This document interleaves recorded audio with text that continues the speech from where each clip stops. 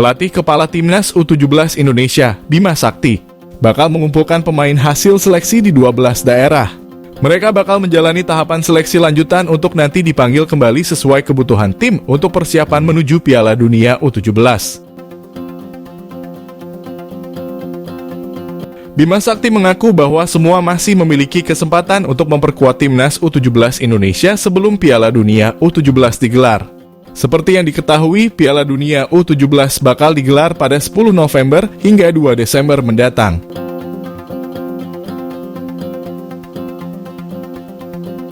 Saat ini Bima Sakti sudah mengantongi 72 nama untuk seleksi Timnas U17 Indonesia. 72 nama tersebut dijaring dari seleksi di 12 kota.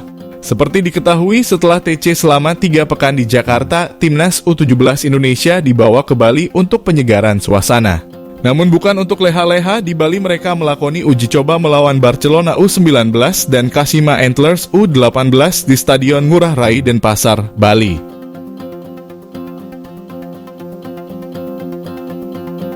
Pada 2 laga tersebut, Timnas U17 Indonesia kalah dari Barcelona dan Kashima Antlers. Soal seleksi, Bima Sakti mengaku sudah memiliki gambaran soal kerangka tim untuk skuad Timnas U17 Indonesia. Dari pertandingan ini, menurut sang pelatih kepala masih ada nama-nama pemain bangku cadang yang belum sempat diturunkan.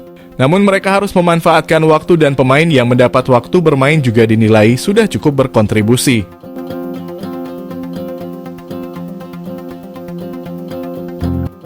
Usai dari Bali, Timnas U17 Indonesia bertolak ke Solo. Mereka bakal melakukan TC selama sepekan di kota Solo dan kemungkinan bakal melakukan uji coba lawan tim lokal setempat. Setelah itu, Timnas U17 Indonesia langsung tancap gas untuk persiapan Piala Dunia U17 sesungguhnya.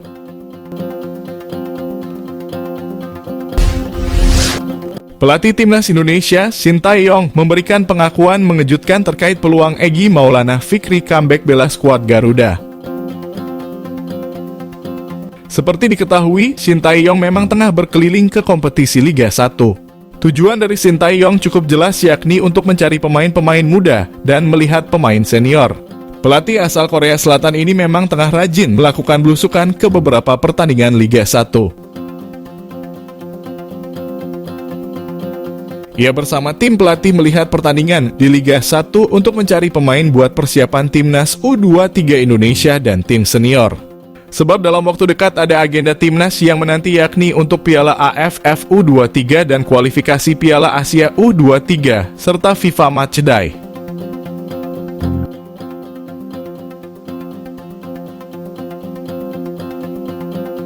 Untuk menghadapi agenda ini, tentu saja pelatih berusia 54 tahun itu mencari pemain yang memang siap memperkuat Timnas Indonesia.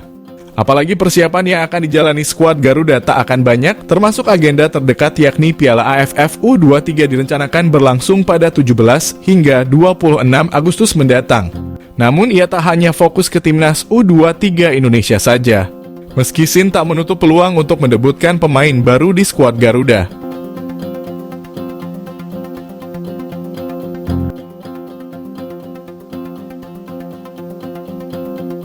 Namun tak menutup kemungkinan juga Shin akan memberikan kesempatan kepada pemain-pemain yang sudah lama tak dilirik pelatih asal negeri ginseng tersebut.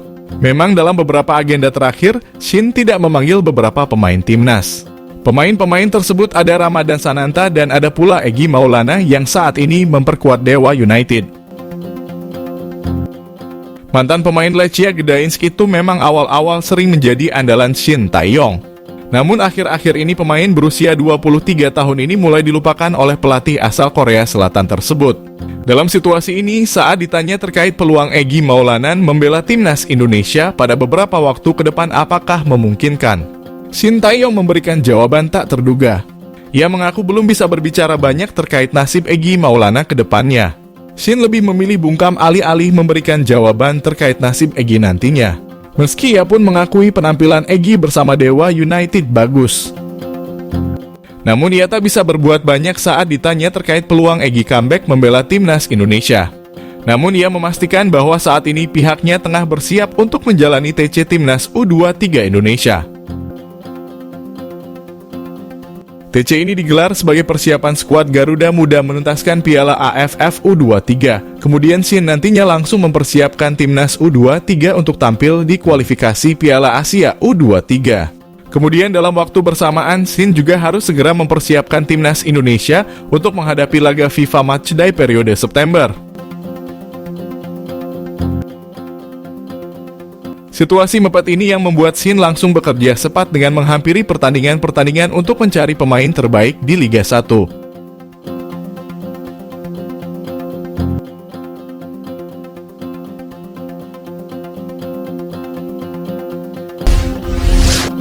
Pemain timnas Indonesia Rafael Struijk mendapatkan julukan baru pasca membela skuad Garuda.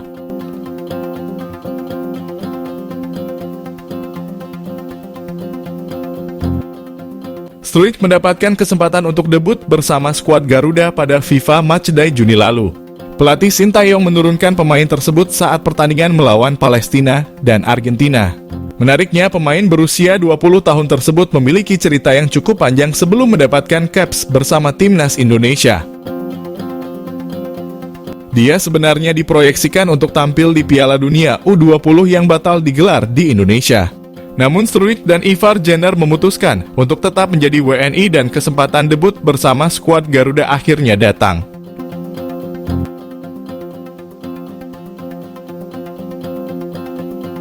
Saat kembali ke Belanda, Struijk mendapatkan sambutan yang hangat dari klubnya, yakni ADO Den Haag.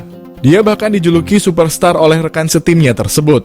Pasca memperkuat timnas Indonesia, Struijk mengaku mendapatkan sambutan hangat.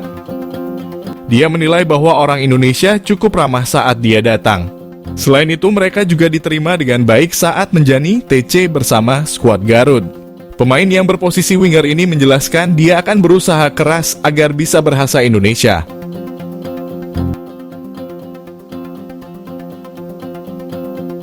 Selama ini dia menggunakan bahasa Inggris saat berkomunikasi.